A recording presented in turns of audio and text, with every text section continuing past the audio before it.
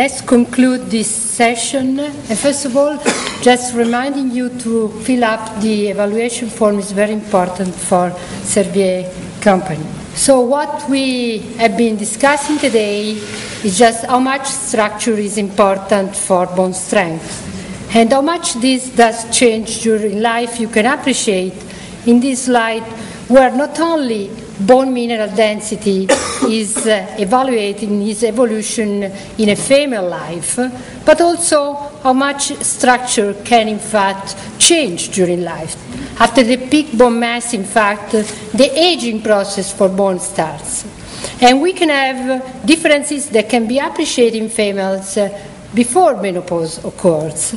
And these translate in architectural features that can go from the thinning of the bone up to the disconnection of trabeculae.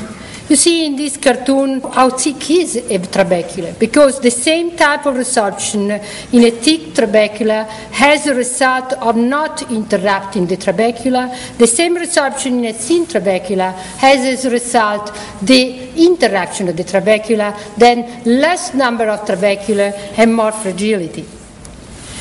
There are also lessons from the past that tell us how important is formation, and we heard about this during the presentation, looking at the mechanism of action of strontium ranelate.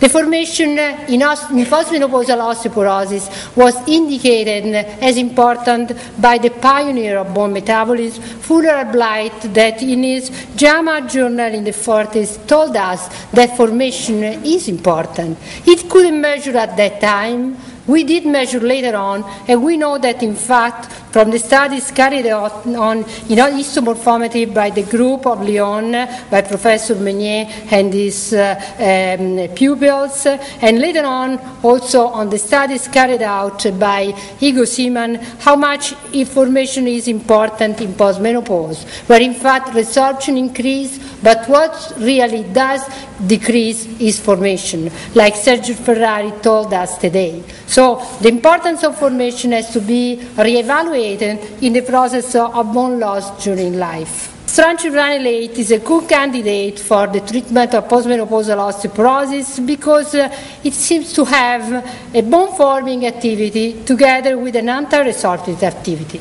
And our question is, who should be treated? Who should be treated? This lady that is still young after menopause, a lot of years in front of herself, she doesn't want to be affected by fractures. And here we have the severe osteoporosis, what we were told today that in fact is not enough taken care of these days, still not being treated enough. Both of them probably need a treatment. And now we have a drug that Serge showed us today can be active up to the 5th year in a pre-planned analysis, and I want to show you and to just stress the importance of this pre-planned analysis, because this is the only study where a pre-planned analysis on the anti-fracture activity was performed in all the drugs that have been looked at up to now. And also a drug that is effective at any age with osteopenic women and osteoporotic women, with women with fractures and without fractures. So really, the drug that we have in front of us is a drug that is safe, that can be taken with no problems, with a very high compliance, and that shows just the mechanism of action that could be ideally perfect for a long-term treatment. And with this, I thank you very much for your attention, and we conclude this symposium. Thank you.